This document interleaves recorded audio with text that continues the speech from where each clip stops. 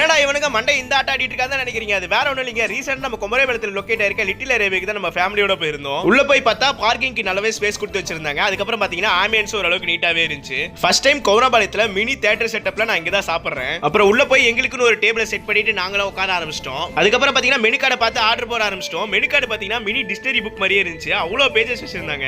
நாங்க first order போட்டதே பாத்தீங்கன்னா சில்லி கார்லிக் பன்னீர் நூடுல்ஸ் வந்தது கொஞ்சம் கொஞ்சமா ஷேர் பண்ணி சாப்பிட்டோம். இதோட டேஸ்ட் பாத்தீங்கன்னா ஓரளவுக்கு நல்லாவே இருந்துச்சு. சோ செகண்ட் ஆர்டர் போட்டது பாத்தீங்கன்னா மஷ்ரூம் டிக்கா. இது செம டேஸ்டா இருந்துச்சு. அதுக்கப்புறம் வெஜ் நூடுல்ஸும் அதுக்கப்புறம் வெஜ் ரைஸும் ஆர்டர் போட்டிருந்தோம். இதோட டேஸ்ட் ஓரளவுக்கு நல்லா தான் இருந்துச்சு. இது கூடவே பாத்தீங்கன்னா மஷ்ரூம் ஃப்ரையும் அதுக்கப்புறம் மஷ்ரூம் கிரேவியும் ஆர்டர் போட்டு கூடவே ஒரு 3 நானும் ஆர்டர் போட்டிருந்தோம். இதெல்லாம் சாப்பிட்டு முடிச்சதுக்கு அப்புறம் லைட்டா பசிக்குதுன்னு ஒரு பாஸ்தாவும் 3 சாண்ட்விச் ஆர்டர் போட்டிருந்தோம். நாங்க பண்ண பெரிய தப்பு என்ன தெரியுமா? இந்த சாண்ட்விச் ஆர்டர் போட்டது. ஏன்டா அப்படி சொல்றேன்னு கேக்குறீங்களா? நான் தெரியாம ஒயிட் சாஸ் சாண்ட்விச் வந்து ஆர்டர் போட்டேன்ப்பா. அது சாப்பிடவே முடியல. ஒரு மாதிரி சப்புன்னு இருந்துச்சு. நல்லா இருக்குன்னு சொல்றேன்னா அது உண்மையில நல்லா இல்ல. எல்லாத்தையும் சாப்பிட்டு பில்ல பார்த்தோன்னே லைட்டா நெஞ்சு வலிக்கிற மாதிரி இருந்துச்சு. நான் பே பண்ணாம என்கிட்ட அவார்டு வாங்குறாங்களா இந்த அக்காவை பே பண்ண விட்டுட்டேன். இந்த கடைக்கு பாத்தீங்கன்னா நான் 10க்கு 7 ரேட்டிங் தருவேன். நீங்க இந்த கடையில சாப்பிட்டுருக்கீங்களா? நீங்க இந்த கடைக்கு எவ்வளவு ரேட்டிங் தருவீங்கன்னு மறக்காம கமெண்ட் பண்ணுங்க.